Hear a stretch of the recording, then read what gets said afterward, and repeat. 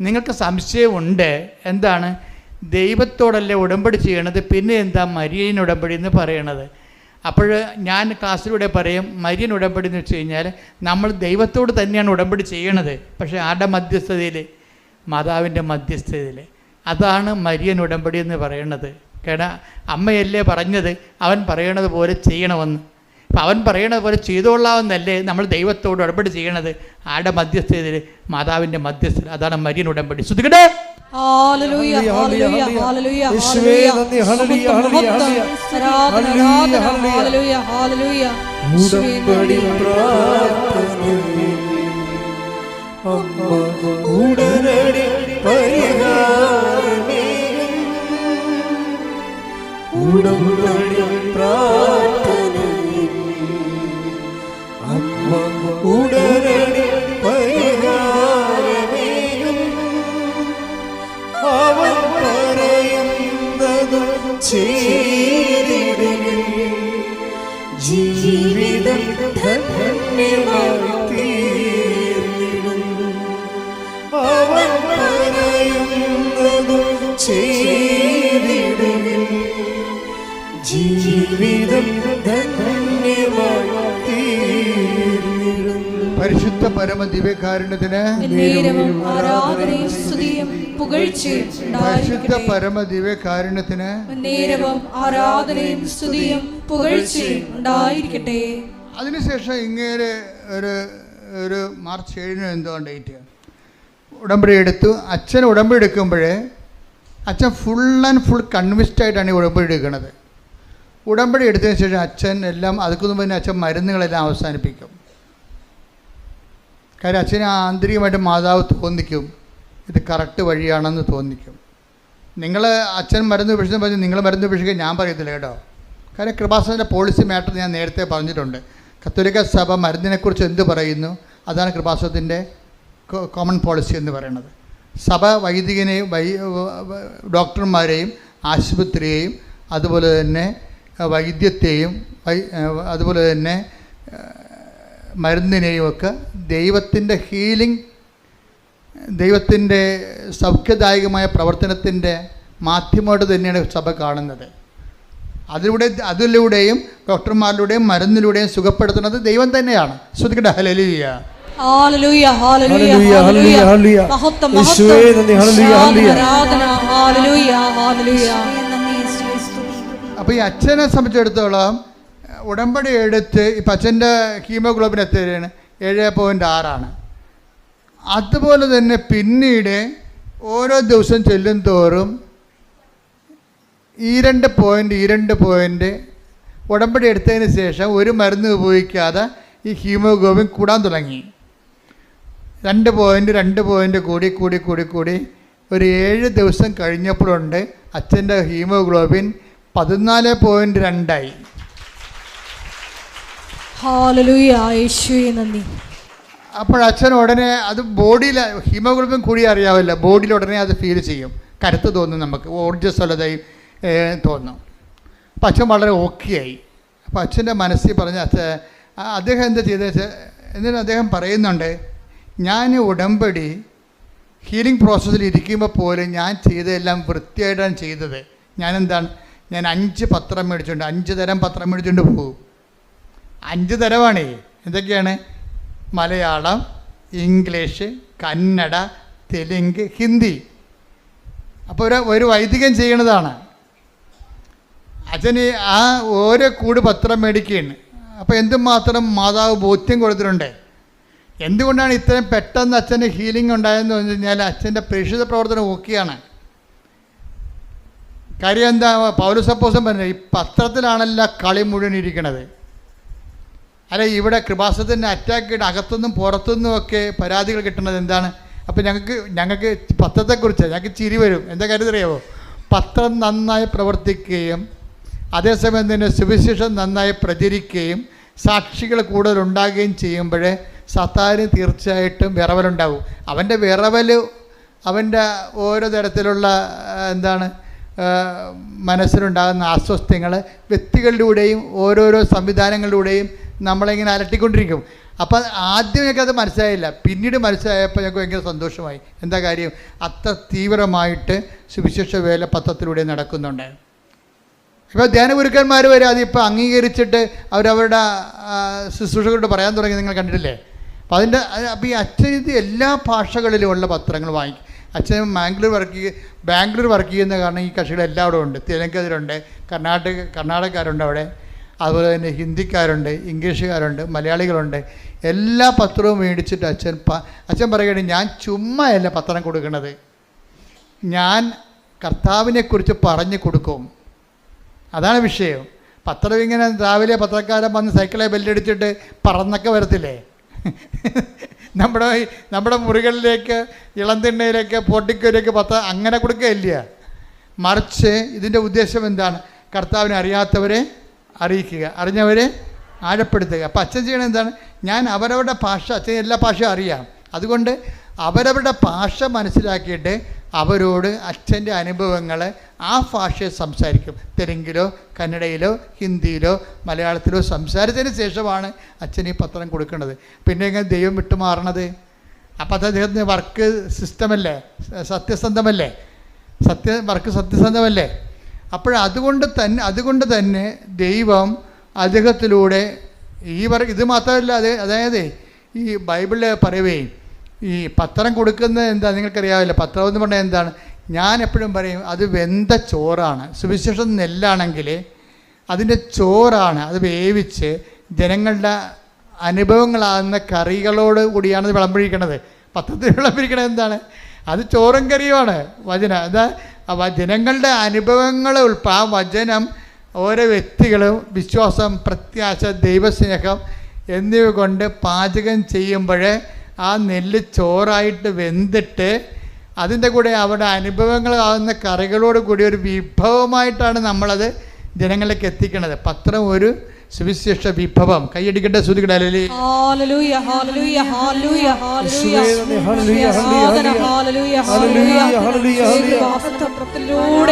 വലിയ അടയാളങ്ങളും അത്ഭുതങ്ങളും ജനങ്ങൾക്ക്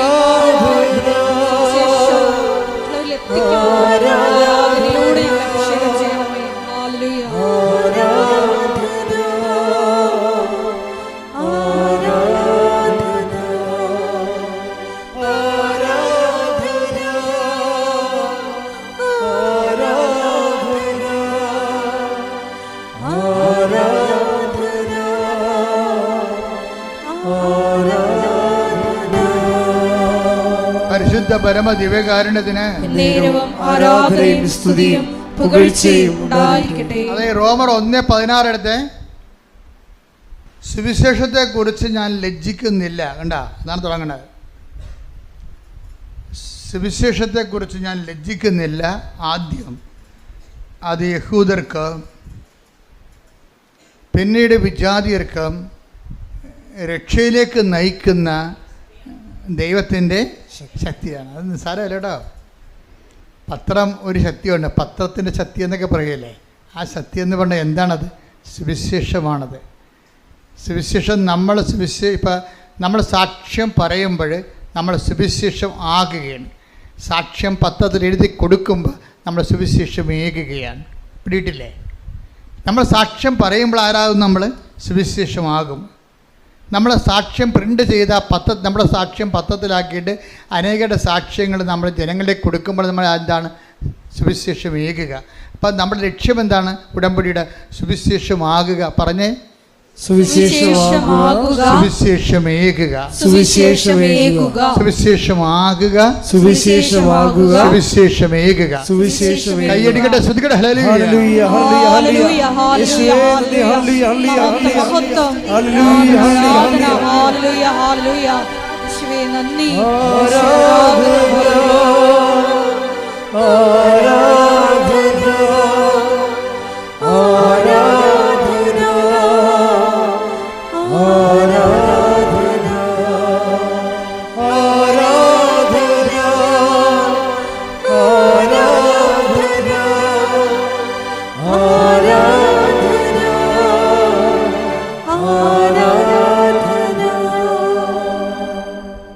സുവിശേഷത്തെ പറ്റി ഞാൻ ലജ്ജിക്കുന്നില്ല. പറഞ്ഞ സുവിശേഷത്തെ പറ്റി ഞാൻ ലജ്ജിക്കുന്നില്ല.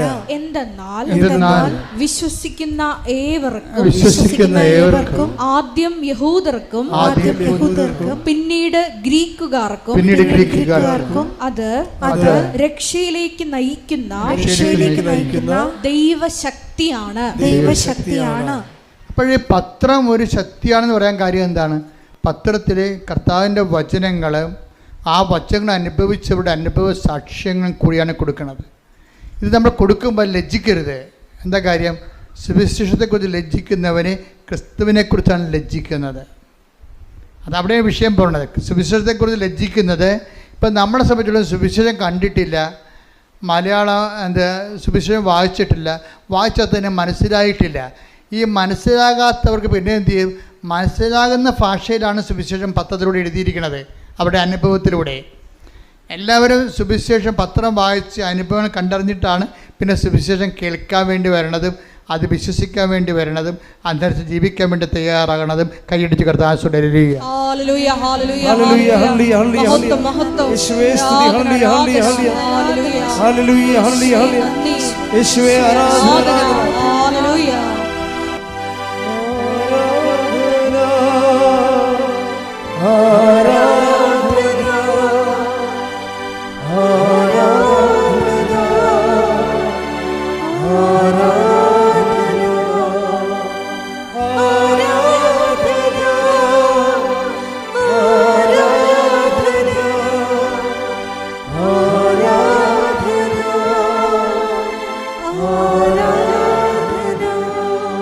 പരിശുദ്ധ പരമദിവ്യകാരുണ്യത്തിന് നേരവും ആരാധനയും സ്തുതിയും പുകഴ്ചയും ഉണ്ടായിരിക്കട്ടെ. പരിശുദ്ധ പരമദിവ്യകാരുണ്യത്തിന് നേരവും ആരാധനയും സ്തുതിയും പുകഴ്ചയും ഉണ്ടായിരിക്കട്ടെ. അപ്പോൾ ഇതോടുകൂടി അച്ഛൻ്റെ വർക്ക് ആത്മാർത്ഥമാണ് ദൈവത്തിന് തോന്നിയപ്പോഴേ രണ്ട് കാര്യങ്ങൾ കൂടി അച്ഛന് ചെയ്ത് കൊടുത്ത്. അതായത് അച്ഛന് ഭയങ്കര ജോയിൻറ്റ് പെയിൻസ് ആയിരുന്നു. ആ ജോയിൻറ്റ് പെയിൻസ് ചെന്നപാടെ തന്നെ പോയി. അച്ഛൻ നടക്കാനോ എടുക്കാനോ പാടില്ലാത്ത വിധത്തിലുള്ള ജോയിൻറ്റ് പെയിൻസാണ്. ആ ജോയിൻറ്റ് പെയിൻസ് വെച്ചുകൊണ്ടാണ് കർത്താവ് ഈ പത്രമൊക്കെ അച്ഛൻ വിതരണം ചെയ്യണതും ആൾക്കാർക്ക് സുവിശേഷ വേല പ്രേക്ഷിത വേല ചെയ്യണത്. അപ്പോൾ അതോട് ജോയിൻറ്റ് പെയിൻസ് മാറി. രണ്ടാമതൊരു കാര്യം കൂടി മാറിയതായിട്ട് അച്ഛൻ പറയേണ്ടത്, അതായത് ഷുഗറാണ്. 300ഓളം ഉണ്ടായിരുന്ന ഷുഗർ നോർമലായിട്ട് 113 നോർമൽ ആവശ്യമായിരിക്കും. അപ്പോൾ ഇതെല്ലാം ഒരു വ്യക്തികളിൽ, അതായത് നിങ്ങളൊരു അനുഭവം കിട്ടിക്കഴിയുമ്പോൾ പിന്നീട് നിങ്ങൾ പ്രവർത്തനങ്ങളിലും പ്രേക്ഷിത പ്രവർത്തനങ്ങളിൽ കയറി നിൽക്കണം. അപ്പോഴാണ് നിങ്ങൾ സ്റ്റെപ്പായിട്ട് ദൈവം ഓരോ വിഷയങ്ങൾ ഇടപെട്ട് വരണത്. എന്ന് വെച്ച് കഴിഞ്ഞാൽ നമ്മൾ പ്രാവർത്തനത്തിന് ആനുപാതികമായിരിക്കും ദൈവാനുഭവം എന്ന് ഞാൻ പറയുകയല്ല. അച്ഛൻ്റെ അനുഭവങ്ങൾ നിങ്ങൾക്ക് പകർന്നു നൽകുകയാണ്. അച്ഛൻ്റെ അനുഭവം ഇതാണ്. ഇതുപോലെ അനുഭവമുള്ള ആയിരങ്ങളുണ്ട്. അവരുടെ സാക്ഷ്യങ്ങളാണ് നമ്മൾ എല്ലാ ദിവസവും കേട്ടുകൊണ്ടിരിക്കുന്നത്.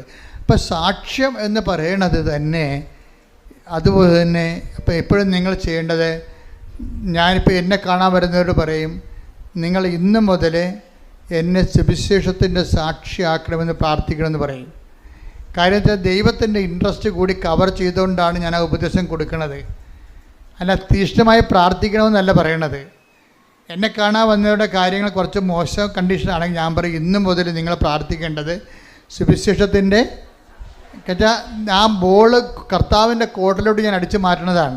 എന്താ കാര്യം? സുവിശേഷത്തിൻ്റെ സാക്ഷിയാക്കണമെന്ന് പറയുമ്പോൾ നിങ്ങളുടെ വിഷയം ആരുടെ വിഷയമാകും? അത് ദൈവത്തിൻ്റെ വിഷയമാകും. ചില കാര്യം അച്ഛനെ കാണാൻ വരുമ്പോൾ എനിക്ക് ഭയങ്കര അവരോട് ദേഷ്യം വരും. കാര്യം എന്താ കാര്യത്തിന് അവിടെ തലയൊക്കെ വെക്കുമ്പോൾ എനിക്കറിയാൻ പറ്റും അവരത് ഉടമ്പടി അവസാനിപ്പിക്കാൻ പോവുകയാണ്, കള്ളത്തരത്തിന് ചീട്ട് വാങ്ങിച്ചിരിക്കുകയാണ്. എന്താ കാര്യം വെച്ച് കഴിഞ്ഞാൽ ഇനിയിപ്പോൾ അച്ഛനെ കാണാൻ കൂടിയല്ലേ ഉള്ളതിൻ്റെ അകത്ത്, എന്നാൽ അതും കൂടി നടക്കട്ടെ എന്ന് വെച്ചുകൊണ്ട് അവരെ പഴയ ജീവിതത്തിലേക്ക് അവർ തിരിച്ചു പോകാൻ പോകണം. ഇതിനുള്ളിൽ നമുക്ക് ഉള്ള പിന്നെ ഒരു ചാൻസ് ഉള്ളത് അച്ഛനെ കാണുകയാണ്. അപ്പോൾ അച്ഛനെ കാണുന്നത് അനുഗ്രഹം ഏതെങ്കിലും വിധത്തിൽ കിട്ടിക്കോട്ടോ എന്നുള്ള അവസാന നടപടി ഭാഗമാണ്. അത് അവർ ദൈവത്തിന് വേണ്ടി ജീവിക്കുന്നതിന് അവർക്ക് താല്പര്യമില്ല. അപ്പം ഞാനിവിടെ എന്നെ കാണാൻ വരുമ്പോൾ തന്നെ ചോദിക്കും, ഉടമ്പടി ഇവിടം വരെയായി, ഇതാരാണ് എടുത്തത്, നിങ്ങൾ ചെയ്യുന്ന പ്രേക്ഷിത വേല എന്താണ്, നിങ്ങൾ ചെയ്യുന്ന ആതുര സേവനം എന്താണ്, എത്ര രോഗികളെ കാണാൻ പോയി, ഇവർ പാടിക്കും. അപ്പോൾ ഞാൻ വണ്ടി വിട്ടേക്കാൻ പറയും. അപ്പോൾ എനിക്ക് മനസ്സിലാവും ദൈവത്തിന് പ്രയോജനമില്ലാത്ത ഒരു ചാണാപ്പുഴുക്കാണ് ഈ സാധനം. അപ്പോൾ ഇതിനെ കൊണ്ടിന് മുന്നോട്ട് പോയിട്ട് കാര്യമില്ല. Why should I waste my time? രോഗിയാണെങ്കിൽ മാത്രം പ്രാർത്ഥിക്കും. കാര്യം രോഗിയോട് കരുണ കാണിക്കണം കർത്താവ് പറഞ്ഞിട്ടില്ലേ. അല്ലെങ്കിൽ എനിക്കറിയാം ഇത് അനുഗ്രഹം അടിച്ചു മാറ്റിയിട്ട് ദൈവത്തിൽ നിന്ന് പിന്തിരിഞ്ഞ് പോകാനുള്ള ഉദ്ദേശത്തിന് വേണ്ടിയാണ്, കാപട്യമായിട്ടാണ് ഇവിടെ അച്ഛനെ കാണാൻ ഉദ്ദേശിക്കുന്നത്. അപ്പോൾ അത് നിങ്ങൾ ശ്രദ്ധിക്കണം. അത് ചില ആൾക്കാർ അച്ഛനെ കണ്ടു കഴിയുമ്പോൾ മുമ്പത്തെക്കാൾ വെടിക്കെട്ടായിട്ട് അവരങ്ങോട്ട് ഉണർന്ന് അവിടെ തെറ്റുകളൊക്കെ തിരുത്തി ഭംഗിയായിട്ടൊരു ഉടമ്പടി ചെയ്ത് കർത്താവിൻ്റെ സാക്ഷിയായിട്ട് പോണത് കാണാം. അതുപോലെ തന്നെ ഇന്നലെ കഴിഞ്ഞ ദിവസങ്ങളിലൊക്കെ ഞാൻ നിങ്ങളെക്കുറിച്ച് ഈ ഞായറാഴ്ച കൂട്ടായ്മ ധ്യാനം റെക്കോർഡ് ചെയ്യുന്ന ഇത് ആരാധനയിൽ വെച്ച് നിങ്ങളെക്കുറിച്ച് ഓർക്കുമ്പോഴൊക്കെ എൻ്റെ മനസ്സിൽ കർത്താവ് തരണ ഒരു വചനം എന്താണെന്നറിയാമോ? ഒരു മനുഷ്യൻ പണ്ട് രഥത്തിൻ്റെ പുറകെ ഓടി നടന്ന്, സുവിശേഷത്തിൽ ഏറ്റവും മനോഹരമായ ഒരു രംഗമാണത്. അത് എത്യോപ്യക്കാരൻ ഫൈനാൻസ് രാജാവ്, അവിടുത്തെ ഫൈനാൻസ് മന്ത്രിയാണ് എത്യോപ്യക്കാരൻ, ഷണ്ടനാണ് അദ്ദേഹം. അപ്പോൾ ഷണ്ടൻ എന്ന് പറഞ്ഞാൽ എന്താണെന്ന് വെച്ചാൽ ടെസ്റ്റിക്കിൾസൊക്കെ മുറിച്ച് കളയും. കർത്താവിൻ്റെ കാലത്ത് എത്യോപ്യയിലൊക്കെ എല്ലാ രാജ്യങ്ങളിലും ധനമന്ത്രിമാരുണ്ടാകുമല്ലോ. അപ്പോൾ ധനമന്ത്രിമാരുണ്ടാകുമ്പോൾ രാജാക്കന്മാരെന്താ ചെയ്യണമെന്നറിയാമോ? അവരുടെ വൃഷ്ണം കണ്ടിച്ച് കളയും. എന്താ കാര്യം? ഇവർക്ക് മക്കളുണ്ടായി കഴിഞ്ഞാൽ ഇവർ ഖജനാവിൽ നിന്ന് കൈയിട്ട് വരും. അതാണ് എത്യോപ്യക്കാരൻ ഷണ്ടൻ എന്ന് പറയണത്. ഫൈനാൻസ് മിനിസ്റ്ററാണ് അവിടുത്തെ. പക്ഷേ ബൈബിൾ പറയുന്നുണ്ട് അയാൾ ഷണ്ടനാണ്. കാരണം ഫൈനാൻസ് മിനിസ്റ്റർ ആയതുകൊണ്ട് സ്വാഭാവികമായിട്ട് കോടിക്കണക്കിന് രൂപ വരുമ്പോൾ അയാളുടെ കുടുംബത്തിലേക്ക് കൊടുക്കാതിരിക്കാൻ വേണ്ടി, അയാളുടെ കുടുംബം ഉണ്ടാകാതിരിക്കാൻ വേണ്ടി അയാളുടെ വൃഷണങ്ങൾ മുറിച്ച് കളയും. അതങ്ങനെ ഷണ്ടൻ. അതാണ് ഈശോ പറയണത്, മനുഷ്യരാൽ ഷണ്ടന്മാരാക്കപ്പെടുന്നവരുണ്ട് അല്ലേ? ഈശോ പറയത്തില്ലേ, സ്വരാജ്യത്തെപ്പോലെ തങ്ങളെ തന്നെ ഷണ്ടന്മാരാക്കുന്നവരുണ്ട്. അപ്പോൾ ഈ മനുഷ്യരാൽ ഷണ്ടന്മാരാക്കുന്നവരാണ് ഈ ടൈപ്പ്. ഈ മനുഷ്യൻ ജെറുസലേമിൽ ദൈവാരാധനയ്ക്ക് പോയിട്ട് തിരിച്ചു വരികയാണ്. ആ രംഗത്തെ നടപടി പുസ്തകം 8:29 എടുത്ത് ശ്രുതികട ഹല്ലേലൂയ.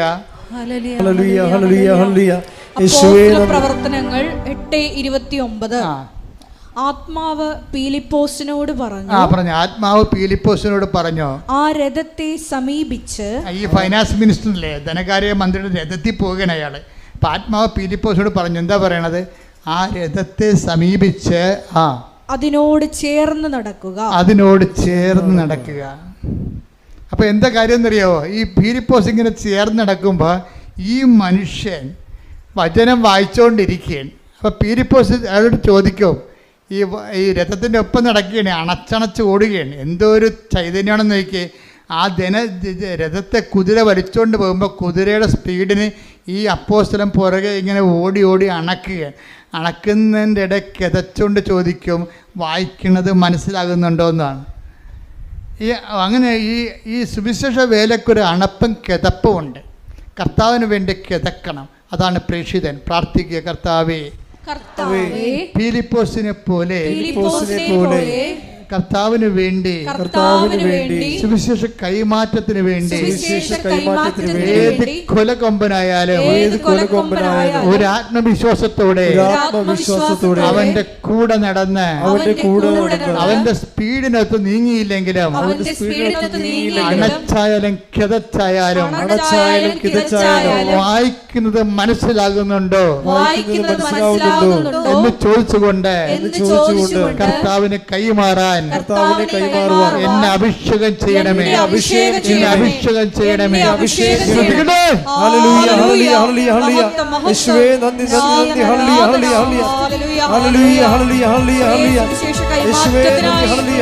ഓരോരുത്തരെയും അഭിഷേകം ചെയ്യണമേ. ഹല്ലേലൂയ. ശക്തി പകർന്നിടണേ പരിശുദ്ധാത്മാവേ, ശക്തി പകർന്നിടണേ. അവിടുത്തെ ബലങ്ങൾക്ക് ആവശ്യമേ നീ അറിയുന്നു. അവിടുത്തെ ബലങ്ങൾക്ക് ആവശ്യമേ നീ അറിയുന്നു. പരിശുദ്ധാത്മാവേ, ശക്തി പകർന്നിടണേ. പരിശുദ്ധാത്മാവേ, ശക്തി പകർന്നിടണേ. കൃപകളും മരങ്ങളും ജ്വലിച്ചിടുവാൻ ഞങ്ങൾ വചനത്തിൽ മേലും വളർന്നിടുവാൻ. കൃപകളും മരങ്ങളും ജ്വലിച്ചിടുവാൻ ഞങ്ങൾ വചനത്തിൽ മേലും വളർന്നിടുവാൻ. വിൺമഴ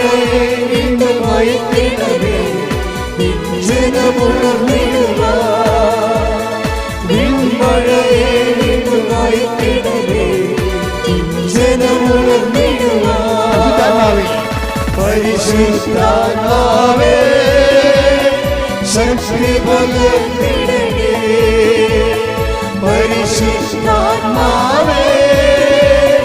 ശക്തി പകർന്നിടണേ കൃപകളും വരങ്ങളും കൃപകളും വരങ്ങളും ചൊരിച്ചിടുവാൻ ഞങ്ങൾ വചനത്തിൽ വേരും വളർന്നിടുവാൻ കൃപകളും വരങ്ങളും ചൊരിച്ചിടുവാൻ ഞങ്ങൾ വചനത്തിൽ വേരും വളർന്നിടുവാൻ വിൺമഴയെ വീണ്ടുമായി കിടവേ വിഞ്ജനമുണർന്നിടുവാൻ വിൺമഴയെ വീണ്ടുമായി കിടവേ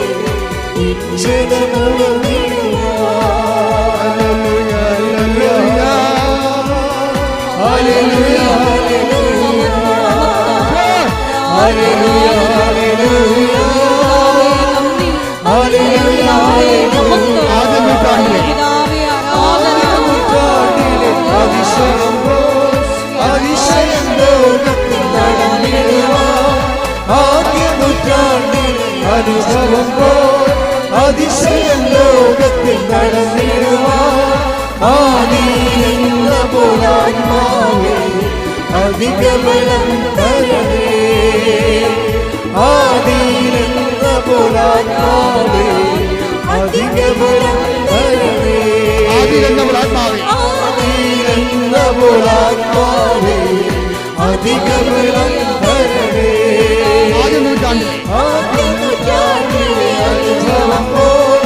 അതിശയം ലോകത്തിൽ നടന്നിടുവാൻ ആദ്യ നൂറ്റാണ്ടിലെ അനുഭവം പോൽ അതിശയം ലോകത്തിൽ നടന്നിടുവാൻ ആദിയിലെന്ന പുലാത്മാവേ അധിക ബലം തരണേ ആദിയിലെന്ന പുലാത്മാവേ അധിക ബലം തരണേ ഹല്ലേലൂയ ഹല്ലേലൂയ ഹല്ലേലൂയ ഹല്ലേലൂയ ഹല്ലേലൂയ ഹല്ലേലൂയ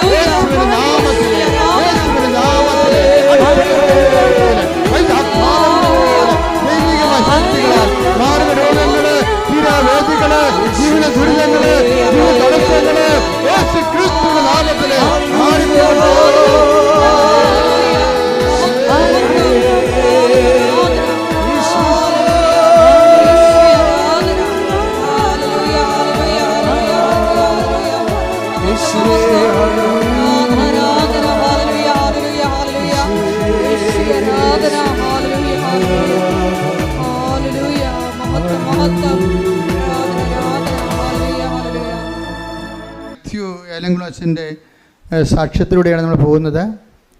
അച്ഛൻ്റെ സാക്ഷ്യത്തിൻ്റെ ഒരു ഭാഗം എന്ന് പറയുന്നത് അച്ഛൻ്റെ ഇൻറ്റൻഷൻസാണ്. ഇൻറ്റൻഷൻസ് അച്ഛൻ പറഞ്ഞത് അതാണ് ഈ അച്ഛന്മാരുടെ ഒരു ഗുണം. അറിയാവുന്നവരെ സംബന്ധിച്ചിടത്തോളം അവരെ പ്ലേസ് ചെയ്യുമ്പോൾ കറക്റ്റ് ഷാർപ്പ് പ്ലേസിങ് ആയിരിക്കും. അച്ഛൻ്റെ ഒന്നാമത്തെ ഇൻറ്റൻഷൻ എന്താണെന്ന് അറിയാമോ? അച്ഛൻ്റെ ഒന്നാമത്തെ ഇൻറ്റൻഷൻ നമ്മൾ നിയോഗങ്ങൾ എഴുതത്തില്ലേ, അച്ഛൻ എഴുതിയിരിക്കുന്ന ഒന്നാമത്തെ എന്തുകൊണ്ടാണ് ഇത്രയും വലിയ മാറ്റങ്ങൾ അച്ഛനിലൂടെ സംഭവിച്ചത് എന്താണ്? ഒന്നാമത്തെ ഇൻറ്റൻഷൻ എന്താണെന്നറിയാവോ? എന്നെ പരിശുദ്ധാത്മാവനാൽ നിറക്കണമേ എന്നാണ്. Praise the Lord. Hallelujah. Hallelujah. അച്ഛൻ ഇതെല്ലാം കേട്ട് മനസ്സിലാക്കിയപ്പോൾ അതിൻ്റെ കുറിഞ്ഞ് എന്താണെന്ന് വെച്ചാൽ മനസ്സിലായി. അപ്പം അച്ഛനെ ഒന്നാമത്തെ നിയോഗമായിട്ട് എഴുതിയിട്ടിരിക്കണത് എന്താണ്? എന്നെ പരിശുദ്ധാത്മാവ് നിറക്കണമേ. അതെന്താണ്? ദൈവനിയോഗമാണ്, ദൈവത്തിൻ്റെ നിയോഗമാണ്. ഉടമ്പടിയിൽ ഇന്ന് ഞാൻ രാവിലെ ഒരു അച്ഛനോട് സംസാരിച്ചെന്ന് പറഞ്ഞല്ലേ, സേലാംകുളം അച്ഛൻ്റെ സാക്ഷ്യത്തിൻ്റെ ബേസ്മെൻറ്റിലാണ് ഞാൻ ഈ രാവിലെ അച്ഛനോട് സംസാരിച്ചത്. അച്ഛനോട് പറഞ്ഞ, അച്ഛാ, ഉടമ്പടിയിലെ നിയോഗങ്ങൾ തന്നെ രണ്ട് വിധമുണ്ട്. മനുഷ്യ നിയോഗങ്ങളുണ്ട്, ദൈവനിയോഗങ്ങളുണ്ട്. നമ്മളെല്ലാം മനുഷ്യ നിയോഗങ്ങൾ എഴുതിയിരുന്നതുകൊണ്ടാണ് ഈ ഉടമ്പടി പലപ്പോഴും താമസിക്കുന്നത്. അപ്പോൾ ദൈവത്തിന് കൂടി ആ ടേക്കപ്പ് ചെയ്യാനുള്ള കണ്ടൻറ്റ് വൈസ് അതിൻ്റെ അകത്ത് കറക്റ്റാണെങ്കിൽ ഇത് പെട്ടെന്ന് ദൈവത്തിന് നിങ്ങൾ ഉടമ്പടി ഇടുമ്പോൾ അപ്പോൾ തന്നെ ദൈവത്തിന് ഇതുകൊണ്ട് എന്ത് പ്രയോജനം നിങ്ങൾ തന്നെ ചോദിക്കണം നിങ്ങളോട്. മനസ്സിലായില്ലേ? നിങ്ങൾ ILTC പഠനം പുരാടംബിക്കണം, കല്യാണം കഴിക്കണം എന്നൊക്കെ പറയുമ്പോഴേ അപ്പോൾ ദൈവത്തിന് ചോദ്യം ചോദിക്കാനുള്ള പൊസിഷൻ ഉണ്ടല്ലോ, ഇതുകൊണ്ട് എന്താണ് സ്വർഗത്തിന് പ്രയോജനമെന്ന്. അപ്പോൾ 0 ബെനിഫിറ്റ്സ് ആണെങ്കിൽ പിന്നെ why should God take up your matter? അതാ പ്രശ്നം. അതിനെ ചെക്ക് വെച്ചുകൊണ്ടാണ് അച്ഛൻ എഴുതിയിരിക്കുന്നത്. രണ്ടാമത് അച്ഛൻ നിയോഗം എന്താണെന്നറിയാമോ? വിശ്വാസത്തോടെയും. അപ്പം അച്ഛനല്ലേ എന്നിട്ട് എഴുതിയിരിക്കുന്നത് എന്താണ്? നല്ല വിശ്വാസത്തോടെയും വിശ്വസ്തയോടെയും ജീവിക്കാൻ അനുഗ്രഹിക്കണമെന്ന്. Praise the Lord. അതാണ് അതായത് വിശ്വസ്തത എന്ന് പറയണത്. ഇപ്പം നിങ്ങൾ വിവാഹ ജീവിതം നയിക്കുന്ന ആൾക്കാരാണ്. വിവാഹ ജീവിതം നയിക്കുന്ന കഴിഞ്ഞ ദിവസങ്ങളിൽ ഞാനും അലക്സച്ചനും കൂടി ഒരു വീട്ടിൽ പോയി. ഇപ്പം ഞങ്ങളെ കുറേ സഹായിക്കുന്ന ആൾക്കാരാണ്. പ്രത്യേകിച്ച് നമ്മുടെ സ്ഥലങ്ങളൊക്കെ ഒന്ന് നിരത്താനൊക്കെ അങ്ങനെയൊക്കെ കുറേ JCB ഉണ്ട്. 2005 ബന്ധമാണ്. അപ്പം മകളെ കല്യാണത്തിൻ്റെ സമയപ്പോൾ കല്യാണത്തിന് വിളിച്ചപ്പോൾ കല്യാണത്തിന് പോകാനൊന്നും പറ്റത്തില്ല. അതുകൊണ്ട് ജസ്റ്റ് സമയം കിട്ടിയപ്പോൾ ആ വീടൊന്ന് പ്രാർത്ഥിക്കാൻ പോയി.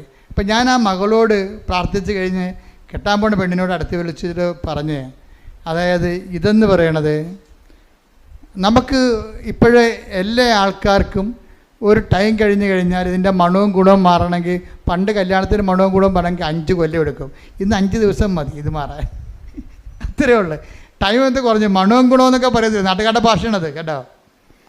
അത് നമ്മളെ പിടിച്ചു നിർത്തുന്ന ആകർഷകമായ അട്രാക്റ്റീവ്നെസ്, അതാണ് മണവും ഗുണവും എന്ന് പറയുന്നത്. പണ്ടത്തെ അമ്മാമ്മമാരുടെ ഭാഷ.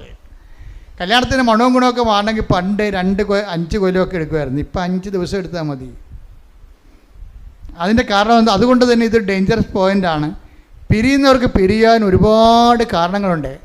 പിരിയാതിരിക്കാൻ ഒറ്റ കാര്യമേ ഉള്ളൂ. എന്താണ്? ക്രിസ്തുവിൻ്റെ നാമത്തിലാണ് ഞാൻ ജീവിത പങ്കാളിയെ സ്വീകരിച്ചിരിക്കുന്നത്. Praise the Lord. ഹല്ലേലൂയ. അപ്പോൾ അവൻ്റെ നാമത്തിലാകുമ്പോൾ വിശ്വസ്തത ഇതിൻ്റെ മെയിൻ സംഭവമാണ്. ഉടമ്പടി വർക്ക് ചെയ്യണത് വിശ്വാസമല്ലേ? നിങ്ങളെ ആൾക്ക് തെറ്റിദ്ധരിച്ചിട്ടാണ്. വിശ്വാസമില്ലാതെ നമ്മൾ ഇവിടം വരെ വരുമോ? ഇനി തിരിച്ചു പോകണത് എന്താണ്? വിശ്വസ്തതയിൽ വളരാനാണ് തിരിച്ചു പോണത്, വിശ്വാസം വളരാനല്ല. നിങ്ങൾ വരണത് വിശ്വാസത്തിൽ ആണ് പോണത് വിശ്വസ്തതയിൽ വളരാനാണ് പോണത്. എന്താണ്? നിങ്ങളെ ഒരാളെ കൂടി ചേർത്തിട്ടുണ്ട്. ആരാണ്? ബയലാറ്ററൽ എഗ്രിമെൻ്റാണ്. കർത്താവുമായിട്ട് നിങ്ങൾ ഉഭയകക്ഷി സമ്മതമാണ്. ഇനി നിങ്ങൾ തമ്മിലുള്ള വിശ്വസ്തതയുടെ പോയിൻ്റുണ്ട്. അപ്പോൾ വിശ്വസ്തത എന്ന് പറയണത് അത് എല്ലാ ജീവിതത്തിലും ദൈവവുമായിട്ടുള്ള എല്ലാ കല്യാണത്തിലുള്ള വിശ്വസ്തത എന്താണ്? ദൈവം യോജിപ്പിച്ചത് കൊണ്ടാണ് നമ്മൾ അത് മനുഷ്യൻ വേർപിരിക്കരുതെന്ന് പറയണത്. ദൈവം യോജിപ്പിച്ചത് കൊണ്ടാണ്. ഇപ്പം PR ഉണ്ടാകുന്ന അവിടെ ചെന്നപ്പോൾ അമേരിക്കയിൽ ചെന്ന് പറഞ്ഞ് ഇയാൾക്ക് PR ഇല്ല എന്ന് പറഞ്ഞുകൊണ്ട് അവൾ ഉടനെ അടുത്ത ടിക്കറ്റ് എടുത്ത് നാട്ടിലോട്ട് പോകുന്നു. അവൾക്ക് PR ഇല്ല. PR എന്ന് പറഞ്ഞാൽ ഉടനെ പിരിയണേ. ഇതൊക്കെ അപ്പം നീ എന്തിനാണ് കർത്താവിൻ്റെ തിരുസന്നിധിയിൽ വന്ന് നിന്നത്? ഇയാൾക്ക് PR ഉണ്ട്, അതുകൊണ്ട് കല്യാണം കഴിക്കണം എന്നാണ് പറയണത്. അപ്പം ഇങ്ങനെയുള്ള കാപഠ്യ മുഖങ്ങളുണ്ട്. ഒരു കാര്യം ഞാൻ നിങ്ങളോട് പറഞ്ഞേക്കാം, ഒന്നുറങ്ങിയ നേരം വെളുക്കത്തില്ല. നിങ്ങൾ ദൈവത്തിനെ വഞ്ചിച്ച് സാമ്പത്തികമായ വയറ്റിപ്പിഴപ്പിൻ്റെ പേരിലാണ് വിവാഹിതരായെങ്കിൽ ഒരു വ്യക്തി ദൈവത്തിനെ അറിഞ്ഞ വ്യക്തി ജീവിക്കുമ്പോഴേ കുറച്ച് പേയ്മെൻ്റ് ഉണ്ട് ഇതിൻ്റെ അകത്ത്. നിങ്ങൾ ഓർക്കരുത്, ഇത് ഈ കുരിശുരൂപം എന്തിനാണ്? ഞാൻ എല്ലാവരും കുരിശുരൂപം വേണ്ട, കുരിശ് മതി എന്നൊക്കെ പറഞ്ഞുകൊണ്ട് കുരിശുരൂപം വേണ്ടെന്നൊക്കെ പറയുമ്പോഴും ഞാൻ എന്താണ് വലിയ കർത്താവിന് ഇങ്ങനെ കുരിശ് തറച്ച് അൾത്താറയിൽ ഇങ്ങനെ അടുപ്പിച്ച് വെച്ചിരിക്കുന്നത് എന്തിനാണ്? പേയ്മെൻ്റാണിത്. ക്രിസ്തുവുമായിട്ട് നിങ്ങൾ മുന്നോട്ട് പോകാൻ ഉദ്ദേശിക്കുന്നുണ്ടെങ്കിൽ ആ യാത്ര ആലപ്പുഴ വരെയല്ല, അതെവിടെയാണ്? നിത്യത വരെയാണ്. നിത്യത വരെയുള്ള യാത്രയ്ക്ക് പേയ്മെൻ്റ് ഉണ്ടെന്നാണ് ഈശോ പറഞ്ഞത്. ചില പ്രയാസങ്ങളും ചില പീഡാസഹനങ്ങളും ഈ ജീവിതത്തിൽ വരുമ്പോഴേ ക്രിസ്തുവിൻ്റെ നാമത്തിൽ എടുക്കുന്നതാണ് വിശ്വസ്തത എന്ന് പറയുന്നത്. വിശ്വസ്തത എന്ന് പറയുന്നത് എന്താണ്? നിങ്ങൾ അങ്ങോട്ടും ഇങ്ങോട്ടും എടുക്കുന്ന വിശ്വസ്തതയല്ല. നിങ്ങൾ വ്യക്തികൾ തമ്മിൽ അങ്ങോട്ടും ഇങ്ങോട്ടും കാണിക്കുന്ന വിശ്വസ്തതയല്ല. മറിച്ച് എന്താണ്? നിങ്ങൾ ദൈവത്തിൻ്റെ മുമ്പിൽ ദൈവത്തിൻ്റെ നാമത്തിൽ എടുത്തിട്ടുള്ളത് കൊണ്ടാണ് വിശ്വസ്തത എന്ന് പറയണത്. അതുകൊണ്ട് ദൈവത്തിൻ്റെ നാമം എന്ന് പറയുമ്പോൾ നിങ്ങൾ നിത്യത വരെയാണ് സംരക്ഷിക്കണത്. നിത്യത വരെയാണ് സംരക്ഷിക്കണത്. നിങ്ങളൊരു കൊച്ചു ജനിച്ച് കഴിയുമ്പോൾ നിങ്ങൾ കണ്ണീരോടെ അതിൻ്റെ ജ്ഞാനസ്ഥാന സമയത്ത് മുട്ടുകുത്തി കർത്താവിനോട് പറയണം, ഈ കുഞ്ഞിനെ വളർത്തി പുണ്യവതിയാക്കി പുണ്യവാനാക്കി വിവാഹം കഴിപ്പിക്കാൻ വേണ്ടി ആൾക്കാരെ വരുമ്പോൾ അന്ന് ഞങ്ങൾ രണ്ടുപേരും കർത്താവിൻ്റെ മുമ്പിൽ ഒരുമിച്ചുണ്ടാകണമെന്ന്. മനസ്സിലായില്ലേ? കർത്താവ് ഇവിടെ വരുമ്പോൾ അപ്പനെ കാണാനില്ല, അപ്പൻ ഡൈവേഴ്സിലാണ്. അമ്മയെ കാണാനില്ല, അമ്മ ഡൈവേഴ്സിലാണ്. വേറെ ഒരുത്തരും ഇവിടെ പൊറുക്കുകയാണ്. അങ്ങനെ വന്നു കഴിഞ്ഞാൽ പിന്നെ നിങ്ങൾക്ക് എന്തെങ്കിലും ആൾക്കാരെ വരാൻ കാര്യം? നിങ്ങൾ ഓരോരുത്തരുടെ കൂടെ കെട്ടിയവൻ്റെ കൂടെ പൊറുക്കാതെ അവനിലുണ്ടായ കുഞ്ഞിനെ കല്യാണം കഴിപ്പിക്കാൻ വേണ്ടി നീ ഇങ്ങനെ ഉടുത്ത് കെട്ടി മേക്കപ്പൊക്കെ ചെയ്തുകൊണ്ട് വന്നിട്ട് നിൻ്റെ കൂടെ കർത്താവിൻ്റെ കൂടെ വിശ്വസ്തയോടെ നീ ഏറ്റെടുത്ത ജീവിത പങ്കാളി നിൻ്റെ കൂടെ ഒരുമിച്ച് ജീവിക്കണില്ല എന്നുണ്ടെങ്കിൽ പിന്നെ നിനക്ക് എന്ത് റൈറ്റാണ് കർത്താവിന് മുമ്പിൽ വന്നത്? നീ ജീവിച്ച് വഴിപിഴച്ച് 2-4 കഴിയതിന് ശേഷം നിൻ്റെ മകളെ കർത്താവിന് വീണ്ടും പിഴപ്പിക്കാൻ വേണ്ടിയാണ് നീ പിശാച വരണത്. ഇത് ഒരു നടക്ക് പോകത്തില്ല. നിങ്ങളോട് പലരും പല രീതിയിൽ പറയും, അതൊക്കെ കുഴപ്പമൊന്നുമില്ല, ഈ കാലത്തിൻ്റെ ഒപ്പം അനുസരിച്ച് പോകും, മനുഷ്യന് ജീവിതമാണ് വലുത്, ഒരു ജീവിതമേ ഉള്ളെന്നൊക്കെ പറയും. ഓർക്കുക, ഇതൊക്കെ ഇങ്ങനെയുള്ള പഴം വർത്തമാനങ്ങൾ, ഒരു ജീവിതമേ ഉള്ളെന്നും പറഞ്ഞുകൊണ്ട് എന്തുമാത്രം പേരുടെ നിത്യജീവിതം പിശാച് അവതാളത്തിലാക്കിയിട്ടുണ്ടെന്ന് അറിയാവോ? ഒരു ജീവിതമേ ഉള്ളൂ എന്നും പറഞ്ഞുകൊണ്ട് പിശാച് ഈ എത്രയോ മനുഷ്യരുടെ നിത്യജീവിതം അവതാളത്തിലാക്കിയിട്ടുണ്ടെന്നുള്ളത് വിവേചിച്ച് മനസ്സിലാക്കണമെങ്കിൽ കുറഞ്ഞ പക്ഷം ഒരു മിനിമം ഹോളി സ്പിരിറ്റ് വേണം. അതുകൊണ്ടാണ് അച്ഛൻ എഴുതിയിരിക്കുന്നത്, എനിക്ക് പരിശുദ്ധാത്മ നൽകണമേ, നിറക്കണമേ, നിലനിർത്തണമേ എന്ന് പ്രാർത്ഥിക്കുന്നത്. കാര്യം ഒരു ജീവിതമേ ഉള്ളൂ എന്ന് നമ്മൾ പറയുന്നത് ആരാണ്? കർത്താവ് പണ്ട് ഒരു അന്ധനെ സുഖപ്പെടുത്തിയില്ലേ? അത് വായിച്ചോളൂ, മർക്കോസിന്റെ സുവിശേഷത്തിൽ 8:22. ശ്രുതികട്ടെ ഹല്ലേലൂയ ഹല്ലേലൂയ ഹല്ലേലൂയ യേശുവേ നന്ദി ഹല്ലേലൂയ ഹല്ലേലൂയ ഹല്ലേലൂയ ഹല്ലേലൂയ ഹല്ലേലൂയ യേശുവേ സ്തുതി ഹല്ലേലൂയ. മർക്കോസ് 8:22, 23, 24, 25, 26 വായിച്ച് ശ്രുതികട്ടെ ഹല്ലേലൂയ ഹല്ലേലൂയ ഹല്ലേലൂയ. പിന്നീട് അവൻ ബെത്സയിദയിലെത്തി. കുറെ പേർ ഒരു അന്ധനെ കണ്ണുകാണാൻ മനുഷ്യനെ അന്ധനെ അവന്റെ അടുത്ത് കൊണ്ടുവന്ന് അവനെ സ്പർശിക്കണമെന്ന് യേശുവിനോട് അപേക്ഷിച്ചു. അവൻ അന്ധനെ കൈക്ക് പിടിച്ച് ഗ്രാമത്തിന് വെളിയിലേക്ക് കൊണ്ടുപോയി അവന്റെ കണ്ണുകളിൽ തുപ്പിയ ശേഷം അവന്റെ മേൽ കൈകൾ വെച്ചുകൊണ്ട് ചോദിച്ചു, നീ എന്തെങ്കിലും കാണുന്നുണ്ടോ? നോക്കിയിട്ട് അവൻ പറഞ്ഞു, ഞാൻ മനുഷ്യരെ കാണുന്നുണ്ട്. അവർ മരങ്ങളെ പോലിരിക്കുന്നു, നടക്കുന്നതായും കാണുന്നു. യേശു വീണ്ടും അവന്റെ കണ്ണുകളിൽ കൈകൾ വെച്ചു. അവൻ സൂക്ഷിച്ചു നോക്കി, കാഴ്ച തിരിച്ചു കിട്ടുകയും ചെയ്തു. അവൻ എല്ലാ വസ്തുക്കളും വ്യക്തമായി കണ്ടു. ഗ്രാമത്തിൽ പ്രവേശിക്കുക പോലും ചെയ്യരുത് എന്ന് പറഞ്ഞ് യേശു അവനെ വീട്ടിലേക്ക് അയച്ചു. കണ്ട എന്താ വിഷയം? ഇവിടെ അവസാനം പറഞ്ഞിരിക്കുന്നത് എന്താ? ഗ്രാമത്തിൽ ഇലവരാദികളുണ്ടല്ലേ അവിടെ. ദൈവത്തിൻ്റെ കൃപയിൽ വന്ന് നീ കർത്താവിൻ്റെ ഒരു അനുഗ്രഹം പ്രാപിച്ചു കഴിഞ്ഞാൽ പലപ്പോഴും ആ അനുഗ്രഹത്തിനെതിരെ സംസാരിക്കുന്ന ഒരു വീട്ടിലും ഉണ്ടാകും, അതുപോലെ തന്നെ നാട്ടിലും ഉണ്ടാകും. ചിലർ പറയും ഇത് പ്രാർത്ഥിച്ചില്ലേലും നടക്കുമായിരുന്നു പറയും. അതാണ് ഗ്രാമം എന്ന് പറയണത്. മനസ്സിലായോ? പല്ലിലക്കാത്തമാരും ദൈവിക പ്രവൃത്തികൾ വെളിപ്പെട്ട് കഴിഞ്ഞാൽ ഉടനെ പല്ലിളിക്കുകയും വെള്ളറി പിടിക്കുകയും ചെയ്യുന്ന ആർക്കാണ്? പിശാചിന. ദൈവിക പ്രവൃത്തികൾ വെളിപ്പെട്ട് കഴിഞ്ഞാൽ അത് ദൈവിക പ്രവൃത്തികളല്ല എന്ന് പറയും. ദൈവത്തെ അംഗീകരിച്ചു കഴിഞ്ഞാൽ എന്ത് പറ്റും? തങ്ങളുടെ ജീവിതത്തിൽ കാണിച്ചു കൂട്ടിയിരിക്കുന്ന വൃത്തികെട്ട ജീവിതങ്ങൾ തെറ്റായിട്ട് ഇന്നല്ലെങ്കിൽ നാളെ അവർ വിചാരണ ചെയ്യപ്പെടും. എന്തുകൊണ്ടാണ് മനുഷ്യൻ ദൈവത്തെ അംഗീകരിക്കുന്നത് പോരായ്മയെ കരുതുന്നത്?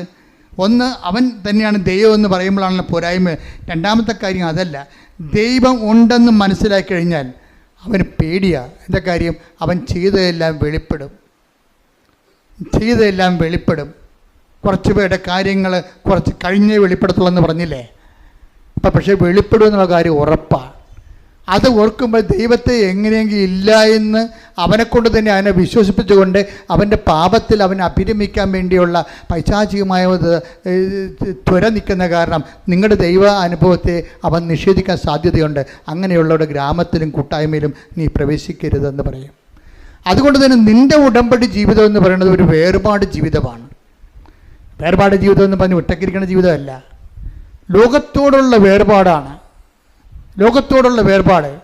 ഇപ്പം ലോകത്തിൽ ദൈവത്തിനേക്കാൾ അംഗീകാരമുള്ള,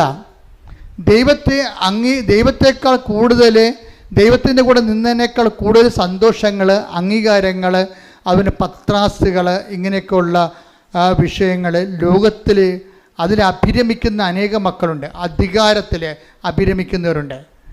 അവർ ആ കാര്യത്തിലെല്ലാം അവർ ആ വിഷയത്തിൽ സെക്യൂറാണ്. അപ്പോൾ ദൈവത്തെ സ്വീകരിച്ചു കഴിഞ്ഞാൽ അവർക്ക് ഉടനെ ഒരു ഫ്രസ്ട്രേഷൻ വരും. അതുകൊണ്ട് തന്നെ ദൈവത്തെ ഇവർ തള്ളി മാറ്റുകയും ദൈവികമായ കാര്യങ്ങൾ കേൾക്കുമ്പോൾ തലതിരിക്കുകയും റേഡിയോ മൊബൈൽ ഓഫ് ചെയ്യുകയും അങ്ങനെ നിങ്ങളെ നിഷേധിക്കുകയും അങ്ങനെ പല ഗ്രാമങ്ങളിൽ അങ്ങനെ പല അതാണ് 26 8:26 മർക്കോസ് 8:26 ഗ്രാമത്തിൽ പ്രവേശിക്കുക പോലും ചെയ്യരുത് എന്ന് പറഞ്ഞ് ഗ്രാമത്തിൽ പ്രവേശിക്കുക പോലും ചെയ്യരുത് എന്ന് പറഞ്ഞ് യേശു അവനെ വീട്ടിലേക്ക് അയച്ചു. എന്ന് വെച്ച് കഴിഞ്ഞാലേ നിങ്ങൾ ഉടമ്പടി എടുത്തതിന് ശേഷം ഒരു വേർപാട് ജീവിതമുണ്ട് ഇതിൻ്റെ അകത്ത്. അതുകൊണ്ടാണ് ഉടമ്പടിയിൽ നമ്മൾ ആൾക്കാർ വീണ് പോണത്. ഈ വേർപാട് ജീവിതം ആൾക്കാർക്ക് പല ആൾക്കാർക്കും അറിയത്തില്ല അതിനെക്കുറിച്ച്. അതറിയണമെന്നുണ്ടെങ്കിൽ ബൈബിളിൻ്റെ മുഴുവൻ വചനങ്ങളിലെല്ലാം ഈ വേർപാട് ജീവിതത്തെക്കുറിച്ച് പറയുന്നുണ്ട്. അതായത് ദൈവത്തെ നിരക്കാത്ത ജീവിത രീതികളും മനോഭാവങ്ങളും നിലപാടുകളും നയങ്ങളും ഒക്കെ സൂക്ഷിക്കുന്ന ആൾക്കാരിൽ നിന്ന് ഒരു കീപ്പ് എ റെസ്പെക്റ്റബിൾ ഡിസ്റ്റൻസ്. അത് ആദിമസഭയുടെ നിലപാടാണത്. മർക്കോസ് യാക്കോബിൻ്റെ 4:4 എടുത്ത് ശ്രുതിക്കട്ടെ. ഹല്ലേലൂയ, യേശുവേ നന്ദി. ഹല്ലേലൂയ, ഹല്ലേലൂയ, ഹല്ലേലൂയ, ഹല്ലേലൂയ, ഹല്ലേലൂയ, ഹല്ലേലൂയ. യേശുവേ ആരാധന, ആരാധന. യാക്കോബ് 4:4 വിശ്വസ്തത പുലർത്താത്തവരെ. കേട്ടോ, യാക്കോബ് 4:4 എന്താ പറയണത്? ഏറ്റു പറഞ്ഞേ. വിശ്വസ്തത പുലർത്താത്തവരെ ലോകത്തോടുള്ള മൈത്രി ദൈവത്തോടുള്ള ശത്രുതയാണെന്ന് നിങ്ങൾ അറിയുന്നില്ലേ? ലോകത്തിന്റെ മിത്രമാകാൻ ആഗ്രഹിക്കുന്നവൻ. ഇതാണ് പ്രലോഭനം എന്ന് പറയുന്നത്. എല്ലാവർക്കും ഉള്ള ലോകത്തിന്റെ മിത്രമാകാൻ ആഗ്രഹിക്കുന്നവരെ തന്നെ ദൈവത്തിന്റെ ശത്രുവാക്കുന്നു. ഉടമ്പടി എടുത്ത ആൾക്കാരും പിന്നീട് ദൈവത്തെ അംഗീകരിക്കാത്തവരുടെ കൂട്ടായ്മയിലും അവർ പറയണം ശരിയാണല്ല, അതും ശരിയാണല്ല, ഇതും ശരിയാണെന്നൊക്കെ പറഞ്ഞു കഴിഞ്ഞാൽ ഒത്തുതീർപ്പ് ചെയ്യും. ലോകത്തോട് ഒത്തുതീർപ്പാകും. ഒത്തുതീർപ്പായി കഴിഞ്ഞാൽ എന്ത് പറ്റും? ലോകത്തോടുള്ള മിത്രം ദൈവത്തോടുള്ള ശത്രുതയാണെന്ന് നിങ്ങൾ അറിയുന്നില്ലേ? അടുത്ത വചനം എന്താ? നമ്മിൽ നിക്ഷേപിച്ചിരിക്കുന്ന ആത്മാവിനെ ദൈവം അസൂയയോടെ അഭിലഷിക്കുന്നു എന്ന തിരുവെഴുത്ത് വൃഥാ ആണെന്ന് നിങ്ങൾ വിചാരിക്കുന്നുവോ? അപ്പൊ നമ്മളിൽ പരിശുദ്ധാത്മാവ് നിറഞ്ഞു കഴിഞ്ഞാൽ ദൈവത്തിനോട് നമ്മുടെ വല്ലാത്ത ആകർഷണമുണ്ടാകും. ഇപ്പം ഈ ഞാൻ പറഞ്ഞ മാത്യു അച്ഛൻ്റെ വിഷയം എന്താ? അച്ഛനിൽ തന്നെ ഇതുപോലെ തന്നെ പരിശുദ്ധാത്മാവ് നിറഞ്ഞ് സുവിശേഷം വളരെ സന്തോഷത്തോടു കൂടിയാണ് അച്ഛൻ പങ്കുവെക്കണത്. അച്ഛൻ പങ്കുവെക്കുമ്പോൾ ആ സുവിശേഷത്തിൻ്റെ ഒരു പ്രചിരിമയുണ്ടല്ലോ, അതിങ്ങനെ പ്രജ്വലിക്കണ കാണാം. എന്നുവെച്ചാൽ ഓരോ സ്ഥലങ്ങളിലും അച്ഛൻ അനാഥാലയത്തിലൊക്കെ ചെല്ലും. മെൻ്റലി റിട്ടാർഡഡ് ആയിട്ടുള്ള ഒരു പേഴ്സൺ, ഒരു രോഗികൾ താമസിക്കുന്ന ഒരു സ്ഥലത്ത് ചെല്ലും. എന്നുവെച്ചാൽ അവർക്ക് ഫിസിക്കലി അച്ഛൻ പറയുന്നുണ്ടത് they are mentally retarded and physically handicapped. എന്നുവെച്ചാൽ അവർ മെൻ്റലി എന്ന് വെച്ചാൽ അവർ മാനസിക രോഗികളാണ്, പക്ഷേ അവരുടെ കൈയും കാലും പലതും ഇല്ല. അങ്ങനെ ഒരു ജന്മങ്ങൾ എന്തുമാത്രം കഷ്ടപ്പാടാണ്. അവരെ കാണാൻ അച്ഛൻ പോകും. എന്താ കാര്യം? അച്ഛനിൽ പരിശുദ്ധാത്മാവുണ്ട്. കാര്യം അച്ഛൻ എഴുതിയിരിക്കുന്നത് എന്താണ്? പരിശുദ്ധാത്മാവ്. അവരെ നമ്മൾ ആരെങ്കിലും പറഞ്ഞത് കേട്ട് ജോസഫച്ചൻ്റെ പ്രസംഗം കേട്ട് പോകുകയില്ലേ? അച്ഛൻ്റെ ഉള്ളിൽ തന്നെ കർത്താവിൻ്റെ വഴികൾ ഇതുപോലെയുള്ള വഴികളാണെന്ന് കണ്ടെത്തിയിട്ട് ഈ മെൻ്റലി റിട്ടാർഡഡിനെയും അതുപോലെ തന്നെ ഈ മനോരോഗികളെയും അംഗവൈകല്യമുള്ളവരെയും കാണാൻ വേണ്ടി അവരുടെ ഒരു സ്ഥാപനത്തിൽ അച്ഛൻ സ്ഥിരമായി പോകും.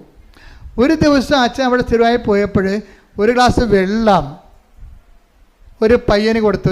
അവൻ ചോദിച്ചു കുടിക്കാൻ ഇങ്ങനെ കാണിച്ച്, ഇപ്പോൾ സംസാരിക്കാൻ പറ്റുന്നില്ല, കുടിക്കാൻ വേണ്ടി കാണിച്ച്. അവന് ഉടനെ ഒരു ഗ്ലാസ് വെള്ളം, ശുദ്ധവെള്ളം അച്ഛൻ അവനെടുത്ത് കൊടുത്ത്. അവിടെ എല്ലാത്തിനും അച്ഛൻ ഭക്ഷണം കൊടുക്കുകയും പലവരും. അപ്പോൾ ഒരുത്ത വെള്ളം ചോദിച്ച് അവന് കൊടുത്തു. ആ വെള്ളം കൊടുത്ത് അവൻ പകുതിയോളം അത് കുടിച്ച് അങ്ങോട്ടും ഇങ്ങോട്ടും ഇട്ടാൽ കുടിക്കണവൻ.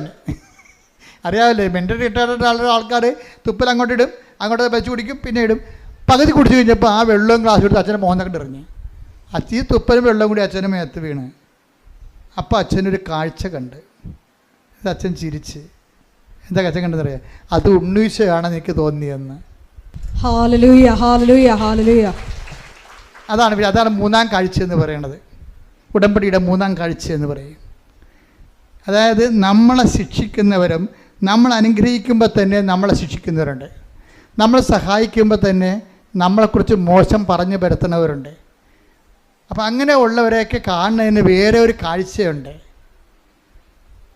അതെന്താ വെച്ച് കഴിഞ്ഞാൽ, നമ്മൾക്ക് ഇപ്പം തന്നെ ഈ കർത്താവ് ഇവനോട് ചോദിക്കണം, 23 എടുത്തേ, 8:23 എടുത്തേ, അതിൻ്റെ മർക്കോസിൻ്റെ സുവിശേഷത്തിൽ ഈ അന്ധന് കാഴ്ച നൽകുന്നതിൻ്റെ പ്രോസസ്സ് നോക്കിയാൽ മനസ്സിലാവാതെ. ശ്രദ്ധിക്കട്ടെ. ഹല്ലേലൂയ, ഹല്ലേലൂയ, ഹല്ലേലൂയ.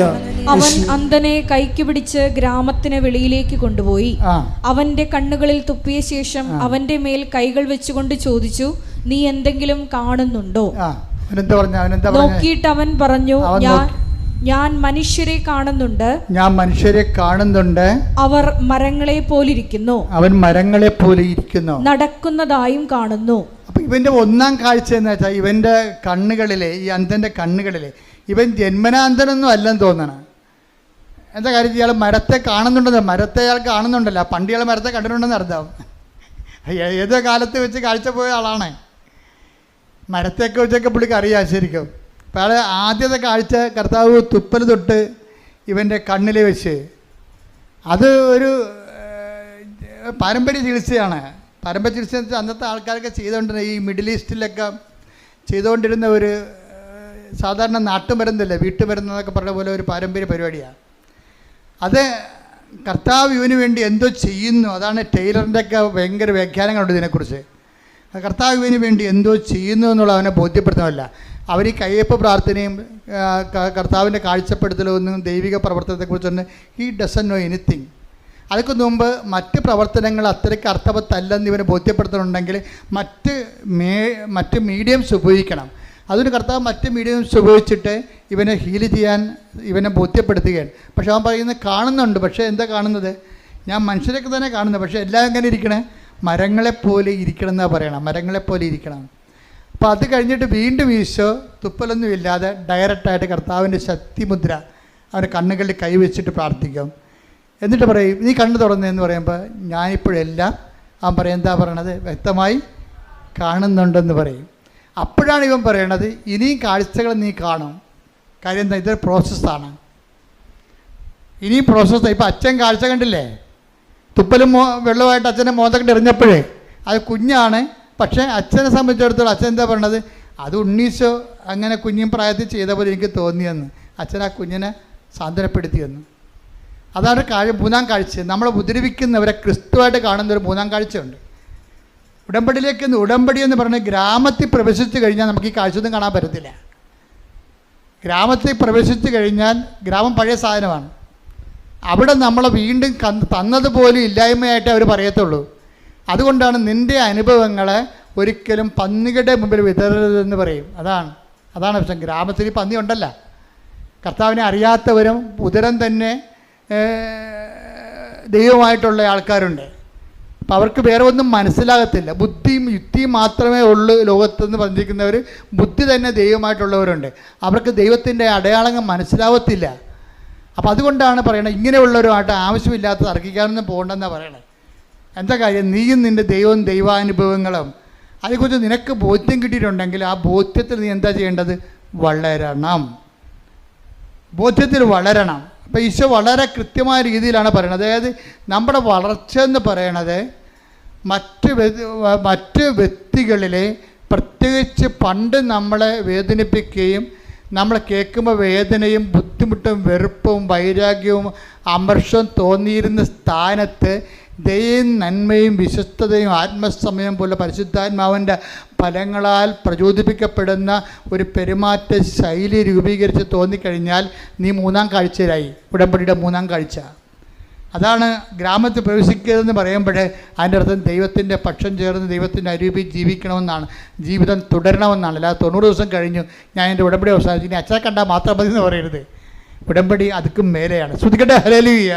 ഹല്ലേലൂയ ഹല്ലേലൂയ ഹല്ലേലൂയ ഹല്ലേലൂയ മഹത്വം ആരാധന ആരാധന ഹല്ലേലൂയ ഹല്ലേലൂയ ഈശോയെ ആരാധന ഹല്ലേലൂയ ഹല്ലേലൂയ മഹത്വം ആരാധന ആരാധന ഹല്ലേലൂയ. എല്ലാവരും എഴുന്നേൽക്കുക. ഈശോയെ ആരാധന ഹല്ലേലൂയ ഹല്ലേലൂയ. സമാപന പ്രാർത്ഥനയിലേക്ക് പ്രവേശിക്കുകയാണ്. രോഗസൗഖ്യ പ്രാർത്ഥനയും ജീവിത ദുരിത തടസ്സങ്ങൾക്കെതിരെയുള്ള ദൈവിക ശക്തിപ്രാർത്ഥനയുടെ സമയമാണ്. ഹല്ലേലൂയ ഹല്ലേലൂയ ഹല്ലേലൂയ ഹല്ലേലൂയ ഈശോയെ ആരാധന മഹത്വം മഹത്വം ആരാധന ആരാധന ഹല്ലേലൂയ ഹല്ലേലൂയ ഈശോയെ ആരാധന ഹല്ലേലൂയ ഹല്ലേലൂയ ഹല്ലേലൂയ ഹല്ലേലൂയ മഹത്വം മഹത്വം ആരാധന ആരാധന ഹല്ലേലൂയ ഹല്ലേലൂയ ഈശോയെ ആരാധന ഹല്ലേലൂയ ഹല്ലേലൂയ ഈശോയെ നന്ദി ഈശോയെ ആരാധന ഹല്ലേലൂയ. അച്ഛൻ പ്രാർത്ഥിക്കുമ്പോഴും മക്കളെ ശ്രദ്ധിച്ചുകൊണ്ട് നിൽക്കുക. കർത്താവിൻ്റെ അരൂപി നിങ്ങളിലേക്ക് ആവശ്യിച്ചുകൊണ്ട് നിങ്ങൾ പ്രാർത്ഥിക്കുന്ന വിഷയത്തിന് വേണ്ടി ദൈവിക തീരുമാനം ഉണ്ടാകുന്ന ദൈവികമായ ഒരു സമയമാണിത്. പരിപൂർണമായി അൾത്താറയെ മനസ്സർപ്പിക്കണം. ഇതാണ് നിങ്ങളുടെ രക്ഷയുടെ സമയം, ഇതാണ് നിങ്ങളുടെ സൗഖ്യത്തിൻ്റെ സമയം, ഇതാണ് നിങ്ങളുടെ വിടുതലിൻ്റെ സമയം. വിശ്വസ്തയുടെയും വിശ്വാസത്തോടെയും നേടിയെടുക്കാൻ വേണ്ടി കർത്താവിൻ്റെ ദുരിസ്ഥന് ഭയത്തോടെയും വിറയലോടെയും നിൽക്കട്ടെ. ശ്രദ്ധിക്കട്ടെ. ഹല്ലേലൂയ ഹല്ലേലൂയ ഹല്ലേലൂയ ഹല്ലേലൂയ മഹത്വം മഹത്വം ആരാധന ആരാധന ഹല്ലേലൂയ ഹല്ലേലൂയ ഹല്ലേലൂയ ഈശോയെ ആരാധന ഹല്ലേലൂയ ഹല്ലേലൂയ ഹല്ലേലൂയ ഈശോയെ നന്ദി ഹല്ലേലൂയ ആരാധന ഹല്ലേലൂയ. പരിശുദ്ധ പരമദിവ്യകാരുണ്യത്തിന് നേരവും ആരാധനയും സ്തുതിയും പുകഴ്ചയും ഉണ്ടായിരിക്കട്ടെ. ഏറ്റു പ്രാർത്ഥിക്കുക. കർത്താവായ ദൈവമേ, കർത്താവായ ദൈവമേ, അന്ധന് കാഴ്ച നൽകിയവനെ, അന്ധന് കാഴ്ച നൽകിയവനെ, ചെകിടന് കേൾവി നൽകിയവനെ, ചെകിടന് കേൾവി നൽകിയവനെ, ഊമന് സംഭാഷണ നൽകിയവനെ, ഊമന് സംഭാഷണ ശക്തി നൽകിയവനെ, മഹോരോഗ്യം സുഖപ്പെടുത്തിയവനെ, മഹോദരോഗിയെ സുഖപ്പെടുത്തിയവനെ, തളർവാരോഗ്യം സുഖപ്പെടുത്തിയവനെ, തളർവാദരോഗിയെ സുഖപ്പെടുത്തിയവനെ, മരിച്ചവനെ ഉയർപ്പിച്ചവനെ, മരിച്ചവനെ ഉയർപ്പിച്ചവനെ, നിന്റെ തിരുനാമത്തിന് സ്തോത്രം ചെയ്യുന്നു. കർത്താവേ, നിന്റെ തിരുമുറിവാർന്ന വലതുകരം, അനുഗ്രഹത്തിന്റെ വലതുകരം, ആണിപ്പെടുതാർന്ന അത്ഭുതകരം, നിന്റെ തിരുമുറിവാർന്ന വലതുകരം, അനുഗ്രഹത്തിന്റെ അത്ഭുതകരം, ആണിപ്പെടുതാർന്ന അഭിഷേകരം എന്റെ ശിരസിൽ വെക്കണമേ, എന്റെ ശിരസിൽ വെക്കണമേ. കർത്താവേ, അടിപ്പിണർ പോലെ, വൈകാലം പോലെ ദൈവികമായ ശക്തി, ദൈവികമായ ശക്തി ഉച്ചി മുതല് ഉള്ളംകാല് വരെ പ്രസരിക്കട്ടെ. അത്ഭുത ശക്തി, ദൈവിക ശക്തി ഉച്ച മുതല് ഉള്ളംകാല് വരെ പ്രസരിക്കട്ടെ. ഓൺലൈനിൽ പ്രാർത്ഥിക്കുന്നവരെല്ലാം, ഓൺലൈനിൽ പ്രാർത്ഥിക്കുന്നവരെല്ലാം കർത്താവിന്റെ കൃപ നിറയട്ടെ, കർത്താവിന്റെ കൃപ നിറയട്ടെ. ശരീരത്തിന് മുഴകള്, ശരീരത്തിലെ സിസ്റ്റുകള് യേശുവിന്റെ നാമത്തിൽ, യേശുവിന്റെ നാമത്തിൽ ഇപ്പോഴും അപ്രത്യക്ഷമാകട്ടെ. ക്യാൻസർ രോഗികള്, കരൾ രോഗികള്, തൈറോയ്ഡ് രോഗികള്, ട്രാൻസ്ലേറ്റ് രോഗികള്, സ്പോണ്ടിലോസിസ് രോഗികള്, യേശു ക്രിസ്തുവിന്റെ ഉന്നതമായ നാമത്തിൽ സഭയുടെ അധികാരത്തിൽ ദൈവിക ശക്തിയാൽ വിട്ടുമാറട്ടെ, വിട്ടുമാറട്ടെ. ഹല്ലേലൂയ ഹല്ലേലൂയ ഹല്ലേലൂയ യേശുവേ നന്ദി ഹല്ലേലൂയ ഹല്ലേലൂയ ഹല്ലേലൂയ ഹല്ലേലൂയ ഹല്ലേലൂയ യേശുവേ ആരാധന ആരാധന ഹരിയേ സദയം തുടരേ സുഖമായി എന്നെ അരികിൽ വരേണേ, സദയം തൊടേണേ, സുഖമായി എൻ്റെ ഉള്ളം. കർത്താവായ ദൈവമേ, കർത്താവായ ദൈവമേ, അങ്ങയുടെ തിരുമുറിവാർന്ന വലതുകരം, ആണിപ്പഴുതാർന്ന അത്ഭുതകരം ഈ നിമിഷം അങ്ങയുടെ മക്കളുടെ ശിരസിൽ വെക്കണമേ, അടിപ്പിടർ പോലെ ആഘാതം പോലെ ശരീരത്തിന്റെ ഓരോ കോശങ്ങളിലേക്ക്, ഓരോ പേശികളിലേക്ക്, ഓരോ ഞരമ്പുകളിലേക്ക്, അസ്ഥിബന്ധനങ്ങളിലേക്ക് കർത്താവിന്റെ രക്തം പടരട്ടെ, അസ്ഥിബന്ധനങ്ങളിലേക്ക് കർത്താവിന്റെ രക്തം പടരട്ടെ. രോഗങ്ങള്, രോഗങ്ങള്, രോഗങ്ങള്, രോഗങ്ങള്, രോഗങ്ങള്, രോഗങ്ങള്, ആമാശ രോഗങ്ങള്, കുടലിന്റെ ചുരുക്കങ്ങള്, കുടലിന്റെ അൾസറ്, എല്ലാ രോഗങ്ങള് യേശുവിന്റെ നാമത്തിൽ, ജനിതക രോഗങ്ങള്, യേശുവിന്റെ നാമത്തിൽ മാറിപ്പോകട്ടെ. ഹല്ലേലൂയ, ഹല്ലേലൂയ, ഹല്ലേലൂയ. യേശുവേ, ഹല്ലേലൂയ, ഹല്ലേലൂയ, ഹല്ലേലൂയ, ഹല്ലേലൂയ, ഹല്ലേലൂയ. യേശുവേ നന്ദി, ഹല്ലേലൂയ. അരികിൽ വരേണേ, സദയം തൊടേണേ, സുഖമായി എൻ്റെ ഉള്ളം. അരികിൽ വരേണേ, സദയം തൊടേണേ, സുഖമായി എൻ്റെ ഉള്ളം. പരിശുദ്ധ പരമദിവ്യകാരുണ്യത്തിന്, പരിശുദ്ധ പരമദിവ്യകാരുണ്യത്തിന്, പരിശുദ്ധ പരമദിവ്യകാരുണ്യത്തിന് ശിരസ് വെച്ചുകൊണ്ട് സ്തുതിക്കട്ടെ. ഹല്ലേലൂയ, ഹല്ലേലൂയ, ഹല്ലേലൂയ, ഹല്ലേലൂയ. കർത്താവേ, നിന്റെ ഉന്നതമായ നാമത്തിന് സ്വന്തം ചെയ്യുന്നു. ജോലിയില്ലാത്ത മക്കളെ പ്രാർത്ഥിക്കുന്നുണ്ട് കർത്താവേ. വീടില്ലാത്തവര്, വഴിയില്ലാത്തവര്, സർട്ടിഫിക്കറ്റുകൾ ലഭിക്കാത്തവര്, വിവാഹം ഒത്തുവരാത്തവര്, കർത്താവ് ഒത്തുവന്ന് വിവാഹം കർത്താവേ വിടുവിച്ച് കർത്താവേ ഡൈവേഴ്സായി പോകുന്നവര്, കുടുംബക്കോടതി കേസിരിക്കുന്നവര്, സ്ഥലത്തിൻ്റെ കേസുകൾ, അതുപോലെ തന്നെ പല ഭാഗോടമ്പയുടെ കേസുകൾ, കർത്താവ് പലതരത്തിൽ വിദേശ ജോലികൾ നഷ്ടപ്പെടുന്നവര്, വിസ നഷ്ടപ്പെടുന്നവര്, വിസ പുതുക്കി കിട്ടാത്തവര്, കർത്താവ് അവിടെ PR ലഭിക്കാത്തവർ, നാട്ടിൽ കർത്താവ് ജോലി ഇല്ലാത്തവർ, ഗവൺമെൻറ് ജോലിയും അതുപോലെ നാട്ടിലുള്ള മറ്റ് പ്രൈവറ്റ് സ്ഥാപനങ്ങളിൽ ജോലി ചെയ്യുന്നവർ, അവിടെ ഉണ്ടാകുന്ന പിരിമുറുക്കങ്ങൾ, അവ മൂലം ജോലി നഷ്ടപ്പെടുന്ന അവസ്ഥകൾ, ഓരോ വിഷയങ്ങൾ കർത്താവ് പഠിച്ചുകൊണ്ടിരിക്കുന്ന കുഞ്ഞുങ്ങൾ, കുഞ്ഞുങ്ങൾ, SSLC പരീക്ഷ എഴുതിക്കൊണ്ടിരിക്കുന്ന മക്കൾ, അതുപോലെ തന്നെ ബോർഡ് എക്സാം എഴുതിക്കൊണ്ടിരിക്കുന്ന മക്കൾ, മറ്റ് ഉന്നത പരീക്ഷകൾ, മറ്റ് പരീക്ഷകൾ, അതുപോലെ ബോർഡ് എക്സാം, അതുപോലെ തന്നെയുള്ള ഓരോ പരീക്ഷ, നൈപുണ്യ പരീക്ഷകൾ, മത്സര പരീക്ഷകൾ, യോഗ്യതാ പരീക്ഷകൾ അറ്റൻഡ് ചെയ്തുകൊണ്ടിരിക്കുന്നവർ, അതിൽ പരാജയപ്പെട്ടു പോയവർ, പലവട്ടം പരാജയപ്പെട്ടു പോയവർ,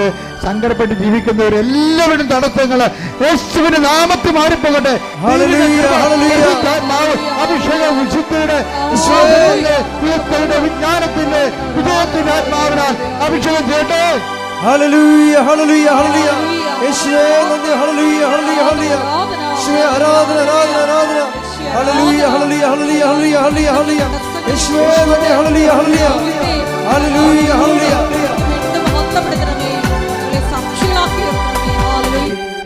എല്ലാവരും മുട്ടാൻ നിൽക്കുക.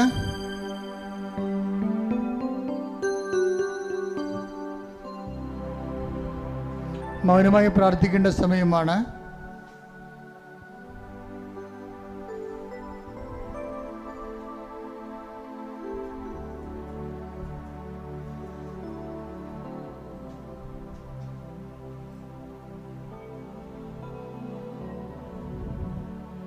സമാപന ആശീർവാദത്തിന് സമയമാണ്. ഒരിക്കൽ കൂടി മരിയൻ ഉടമ്പടിയിൽ സമർപ്പിച്ചിരിക്കുന്ന എല്ലാ വിഷയങ്ങളും ദൈവമാതാവിൻ്റെ മധ്യസ്ഥതയിൽ ദിവ്യകാരുണ്യ സന്നിധിയിൽ സമർപ്പിച്ച് നമുക്കൊരു നിമിഷം മൗനമായിട്ട് പ്രാർത്ഥിക്കാം. കൊളോസസ് 3:10 തിരുവചനം അനുസരിച്ചുകൊണ്ട് പഴയ മനുഷ്യനെ അവൻ്റെ ചെയ്തികളോടുകൂടെ നിഷ്കാസനം ചെയ്ത് സൃഷ്ടാവിൻ്റെ പ്രതിച്ഛായയ്ക്കൊത്തവിധം നവീകരിക്കപ്പെട്ട പുതിയ മനുഷ്യനെ ധരിക്കുവാൻ ഈശോയെ ഈ ആരാധനയിലൂടെ ഞങ്ങൾക്ക് കൃപ നൽകണമേ എന്ന് ഒരു നിമിഷം പ്രാർത്ഥിക്കാം. യാക്കോബ് ശ്ലീഹായുടെ ലേഖനത്തിലൂടെ ഞങ്ങൾ ശ്രവിക്കുകയായിരുന്നു. പിതാവായ ദൈവത്തിൻ്റെ മുമ്പിൽ നിഷ്കളങ്കമായ ഭക്തി എന്താണെന്ന് ഒന്നാമതായി ഞങ്ങൾ ശ്രവിക്കുകയുണ്ടായി. അനാഥരെയും വിധവകളുടെയും ഞെരുക്കങ്ങളിൽ അവരെ സഹായിക്കുക. രണ്ടാമതായി ലോകത്തിൻ്റെ കളങ്കമേൽക്കാതെ ജീവിക്കുക എന്നത്. ഈശോയെ, മരിയൻ ഉടമ്പടി എടുത്തിരിക്കുന്ന ഞങ്ങളെല്ലാവരും ക്രിസ്തു കൈമാറ്റത്തിലൂടെയും കാരുണ്യ പ്രവർത്തനങ്ങളിലൂടെയും എല്ലാം ഈശോയെ നിൻ്റെ സ്നേഹം ലോകത്തിന് കൈമാറി ലോകത്തിൻ്റെ കളങ്കമേൽക്കാതെ ക്രിസ്തു സാക്ഷികളായി അന്ത്യം വരെയും ജീവിക്കുവാൻ ഞങ്ങളെ അഭിഷേകം ചെയ്യണമേ എന്ന് പ്രാർത്ഥിച്ചുകൊണ്ട് നമുക്ക് ശിരസ്സ് നമിച്ച് ദിവ്യകാരുണ്യനാഥൻ്റെ ആശീർവാദം സ്വീകരിക്കാം.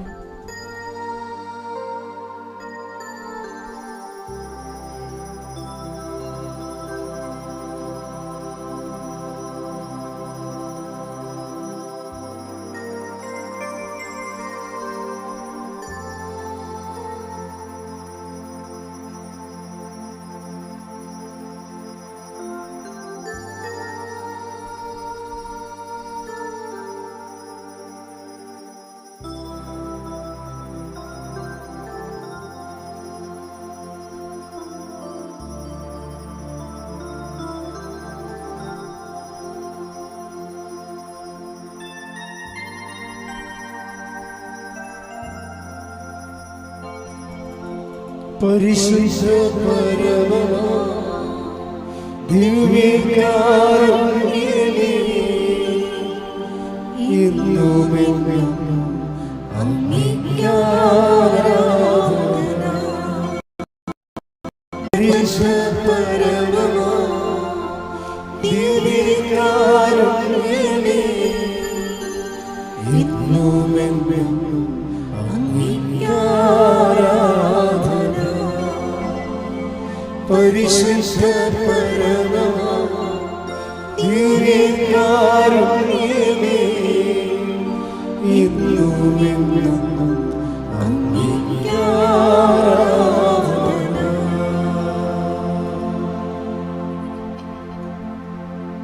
ആവേ ആവേ ആവേ മരിയ,